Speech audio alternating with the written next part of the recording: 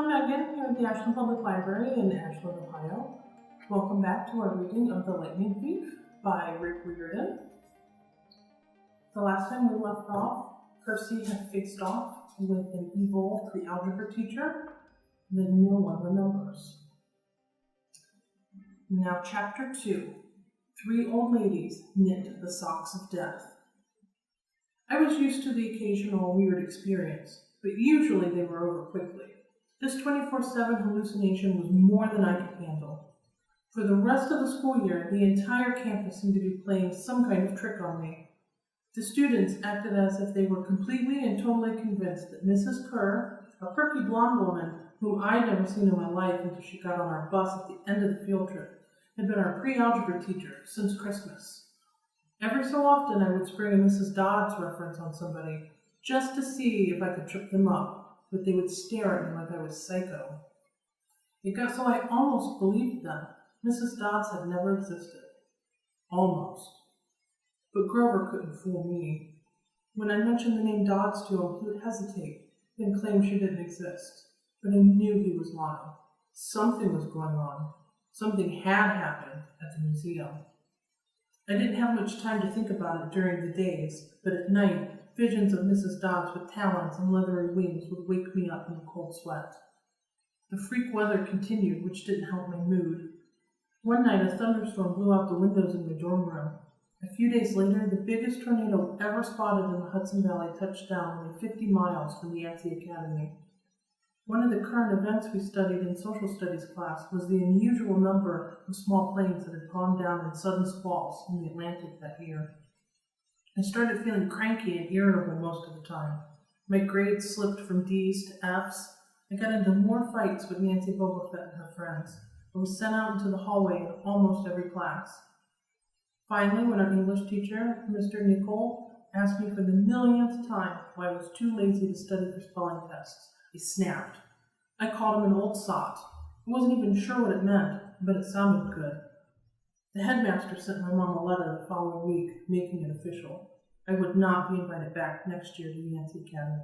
Fine, I told myself. Just fine. I was homesick.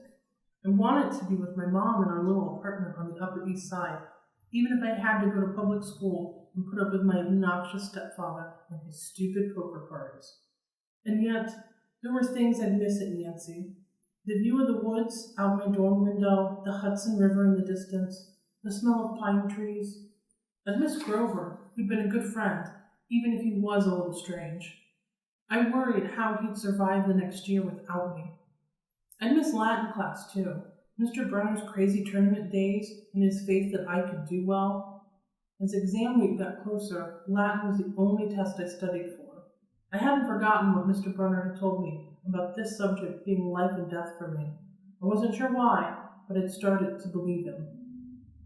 The evening before my final, I got so frustrated I threw the Cambridge Guide to Greek Mythology across my dorm room. Words had started swimming off the page, circling my head. The letters doing 180 as if they were riding skateboards. There was no way I was going to remember the difference between Chiron and Charon, or polydictes and polydeuces. And conjugating those Latin verbs? Forget it. I paced the room, feeling like ants were crawling around inside my shirt. I remembered Mr. Brunner's serious expression, his 1,000-year-old eyes. I will accept only the best from you, Percy Jackson. I took a deep breath and picked up the mythology book. I'd never asked a teacher for help before. Maybe if I talked to Mr. Brunner, he could give me some pointers. At least, I could apologize for the big fat F I was about to score on his exam. I didn't want to leave the Yancey Academy with him thinking I hadn't tried. I walked downstairs to the faculty offices. Most of them were dark and empty, but Mr. Brunner's door was ajar, a light from his window stretching across the hallway floor. I was 3 steps from the door handle when I heard voices inside the office. Mr. Brunner asked a question, a voice that was definitely Grover's said. "Worried about Percy, sir." I froze. I'm not usually an eavesdropper, but I dare you to try not listening if you hear your best friend talking about you to an adult. He inched closer. "Alone this summer," Grover was saying. "I mean, a kindly one in the school. Now that we know for sure, and they know too." We would only make matters worse by rushing him, Mr. Brunner said. We need the boy to mature more. But he may not have time. The summer solstice deadline will have to be resolved without him, Grover. Let him enjoy his ignorance while he still can. Sir, he saw her. His imagination, Mr. Brunner insisted.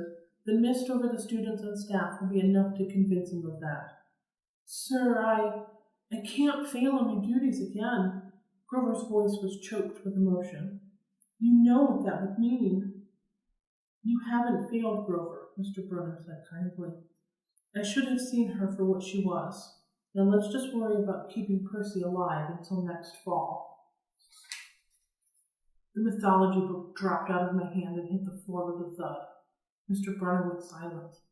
My heart hammering, I picked up the book and backed down the hall. A shadow slid across the glass of Mr. Brunner's office door.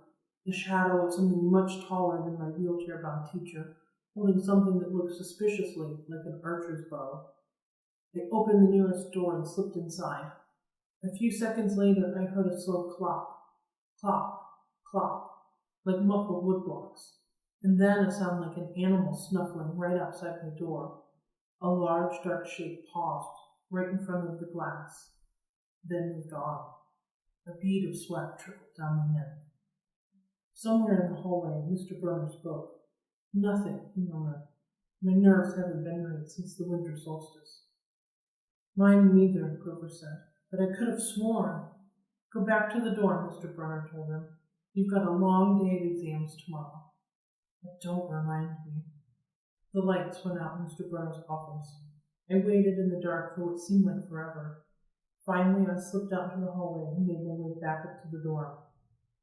Grover was lying on his bed, studying his Latin exam notes like he'd been there all night. Hey, he said bleary-eyed. Are you going to be ready for this test? I didn't answer. You look awful, he frowned. Is everything okay? Just tired. I turned so he couldn't read my expression and started getting ready for bed.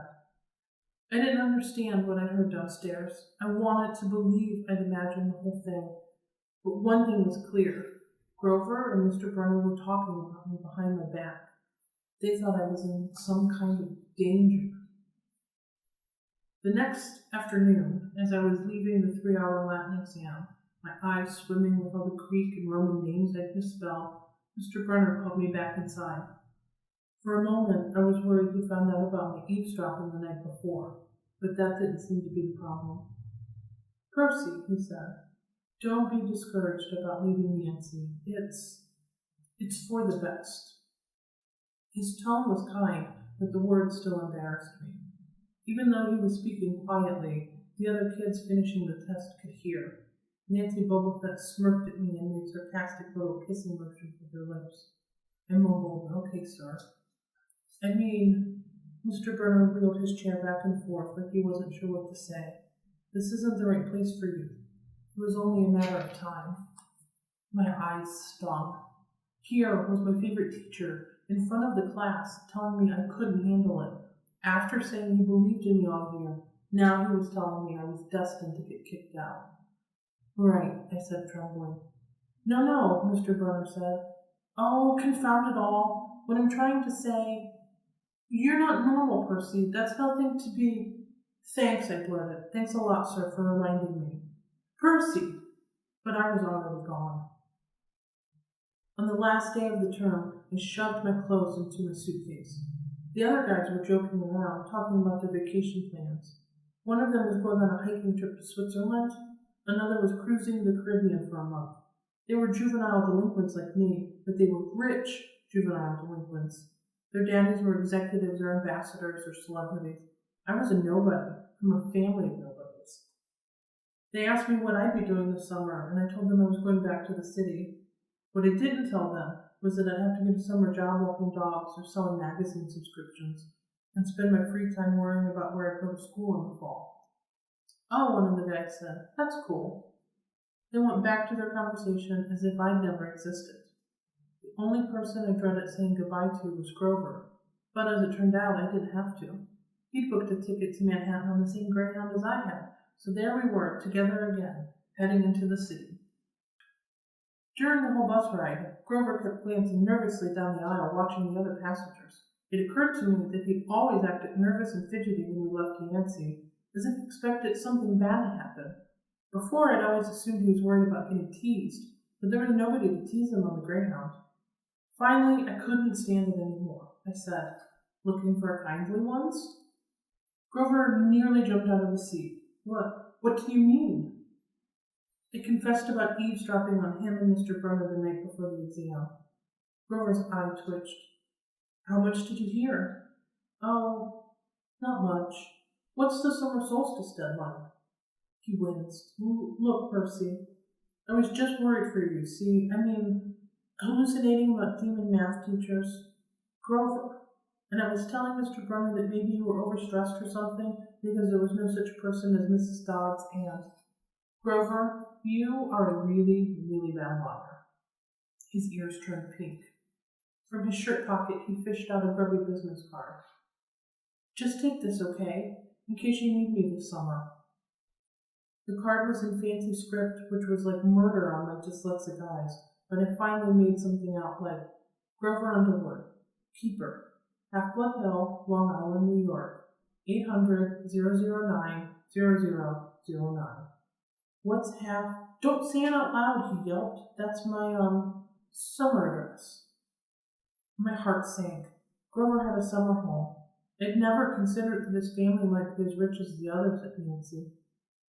"Okay," I said glumly. "So, if I want to come visit your mansion?" He nodded. Or if you need me." "Why would I need you?" It came out harsher than I meant it to. Grover blushed right down to his Adam's apple. "Look, Percy, the truth is I kind of have to protect you." I stared at him. All year long I'd gotten into fights, keeping bullies away from him. I lost sleep worrying that he'd get beaten up next year without me. And here he was, acting like he was the one who defended me. "Grover," I said, "what exactly are you protecting me from?" There was a huge grinding noise under our feet. Black smoke poured from the dashboard, and the whole bus filled with a smell like rotten eggs. The driver cursed and limped the Greyhound over to the side of the highway. After a few minutes clanking around in the engine compartment, the driver announced that we'd all have to get off. Grover and I filed outside with everybody else. We were on a stretch of country road. No place you'd notice if you didn't break down there. On our side of the highway was nothing but maple trees and litter from passing cars. On the other side, across 4 lanes of asphalt, shimmering with afternoon heat, was an old-fashioned fruit stand. The stuff on sale looked really good. Heaping boxes of blood-red cherries and apples, walnuts and apricots, jugs of cider and a clawfoot tub full of ice. There were no customers, just 3 old ladies sitting in rocking chairs in the shade of a maple tree, knitting the biggest pair of socks I'd ever seen. These socks were the size of sweaters, but they were clearly socks.